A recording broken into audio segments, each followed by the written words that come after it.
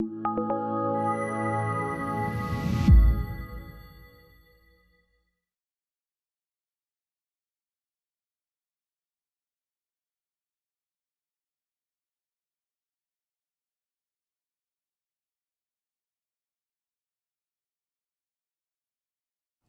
to our next installment in our Introduction to Austrian Economics.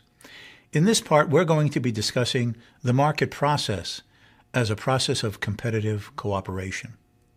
The Austrian economists have made many contributions, but they have not done so in an intellectual vacuum.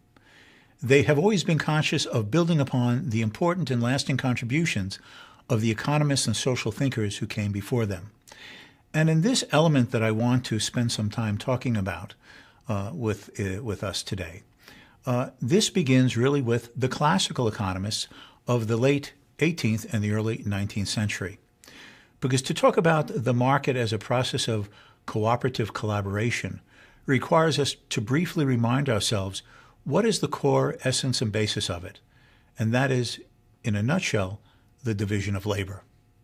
Now, the importance of division of labor, specialization of tasks, has been understood for well over 2,000 years.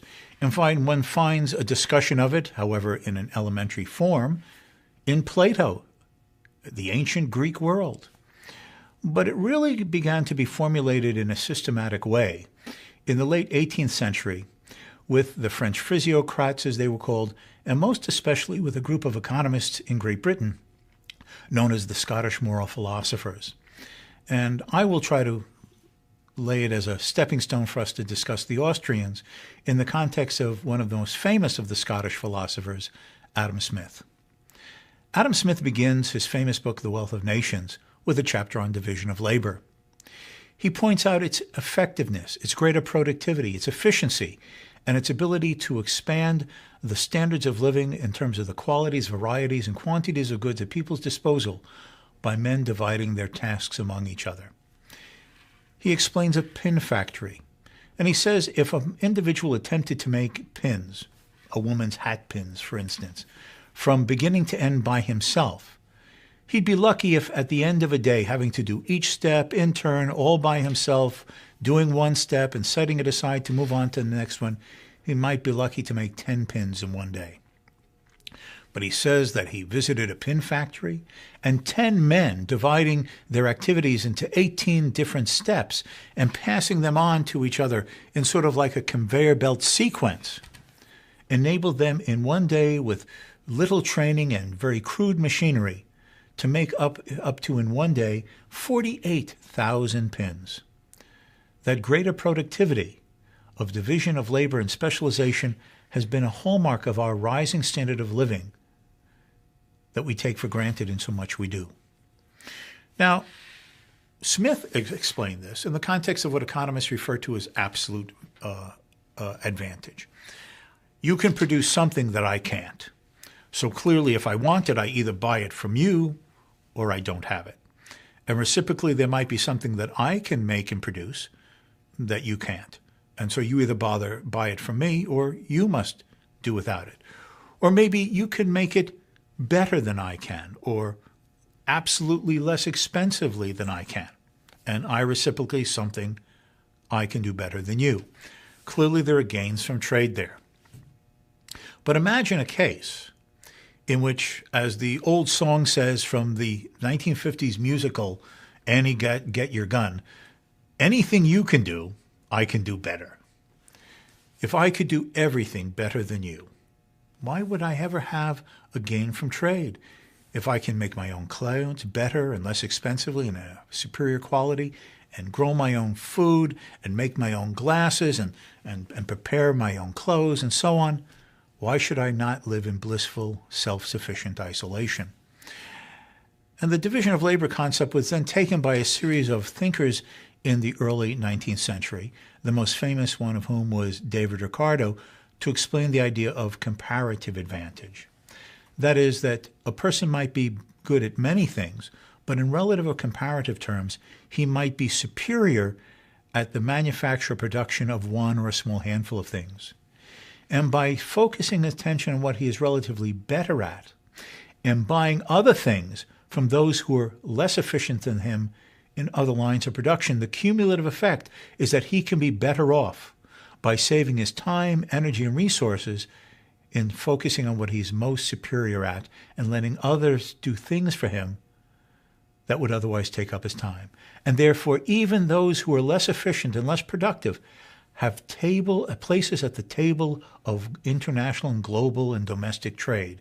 So all may gain, whether they're more efficient or less efficient, for the mutual benefit and improvement of all.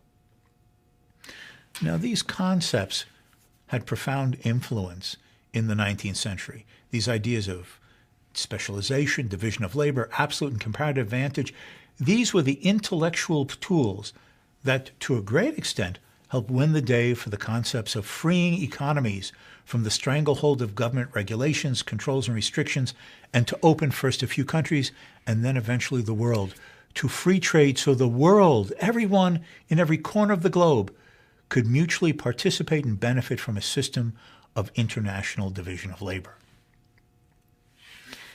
For the Austrians, they saw another deeper element in this, and this was particularly with Ludwig von Mises. He said that David Ricardo's conception of the law of comparative advantage was in fact the law of human association. It is the discovery that there are gains to everyone through interdependency of specialized exchange on absolute or comparative terms that explains why individuals who discover this and see benefits from trading each other's wares with each other soon realize that there are permanent gains from constantly associating, collaborating, interacting with each other, not with an occasional trade, occasional helping hand with a task that's beyond one person's physical capabilities, but to continuously have interdependent relationships of collaboration and association. This is the basis of perpetual and continuous and intensified human cooperation. As Mises said, this is the key for understanding social evolution and social progress. It is the basis of human development from the primitive to the sophisticated standard of living that we take for granted today. Now, at the same time, this was extended in other ways.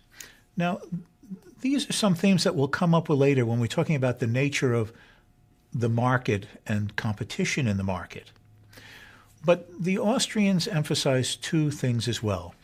People often think of competition as a zero-sum game. If he wins, another must lose. A dog-eat-dog world where his success means the failure or the beating down of another. Mises, at one point of his famous book on human action, refers to the market and its arena of cooperation as a setting in which people compete through cooperation and cooperate through competition. What happens is that competition becomes the peaceful way for men to associate, not through violence, not through plunder, but through the rivalry of serving each other through the discovery of what they could do better than someone else who's attempting to gain the business through exchange of their neighbors.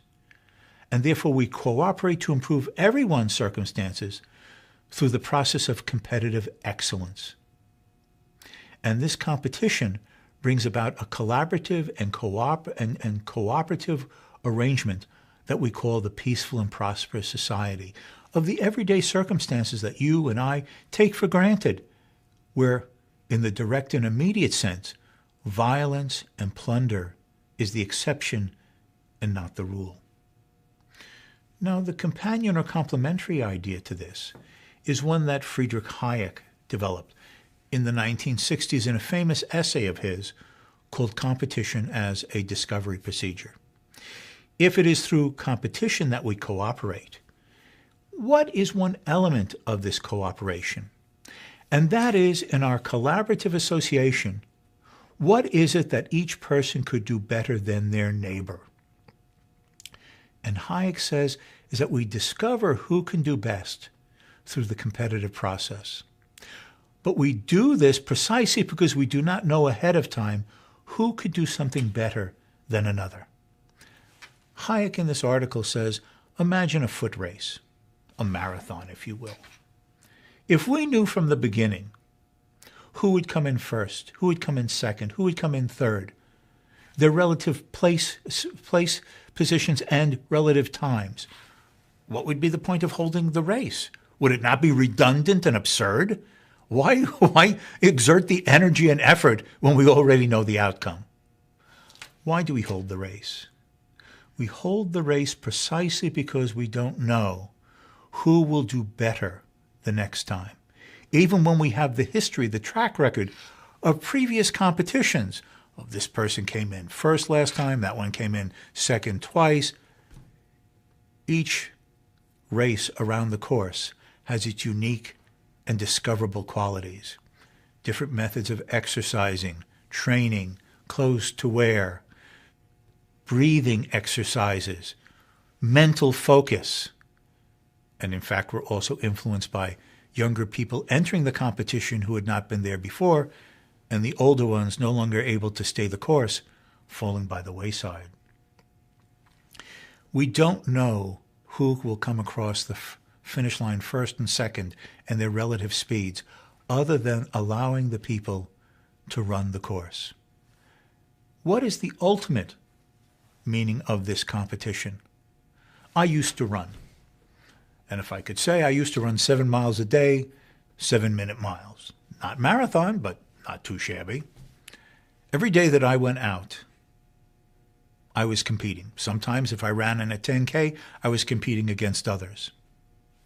But whether there was someone else nipping at my heels or a few steps ahead of me, there was one person I was competing with each and every time, even when I was out there alone. Me. How can I do today? Can I pick up the pace? Can I do a faster sprint for the last half mile to home? Will I not have the will to do it? I'll slow down. I never knew the answer to that until each day when I ran the course. That's what the market is like. Who can make the better, the cheaper, the newer product? Who can discover the qualities, features, and characteristics that will be most attractive to consumers and which the consumers themselves will not even know they want or desire until someone has thought of it and offered to them on the market in competition with what their rivals are offering in their place? Each person discovers the potentials within themselves. And through discovering that potential within themselves, which only occurs when they have the motive, incentive, and the ability to be able to and to want to try, that all can benefit from others can do through the competition by which we all cooperate for mutual improvement and gain and betterment. This sense of competition is the real meaning of society, a society that escapes from plunder and force, a society that focuses on the effort of improvement of all, even though in the process, as Adam Smith said, each man is pursuing their self-interest and, as if guided by an invisible hand, serving the purposes of others that was no part of their intention. That's what the Austrians build upon. And accept what Adam Smith said long ago. If the market has a set of rules of the game, which are a little older than the Enlightenment of the 18th century, you don't kill, you don't steal, you do not cheat or defraud your neighbor, then the only way I can acquire what you have that I may desire is to persuade you to give it to me by offering you something in exchange that you value more highly than what I ask you to give to me. And then each is set in motion to attempt to do so in that competitive and rivalrous way of discovery that at the end of the day improves all people's circumstances, while all might have to change what they're doing and how they do it under the discovered competitive superiority of others. But at the end of the day, we all improve our circumstances for a better society, a better world of peace rather than plunder. That is the essence and meaning that the Austrians, such as Mises and Hayek, gave to the idea of cooperation through competition, and we compete through a discovery procedure of discovering our own potentials and how we can do compared to our neighbors. Thank you. Until next time.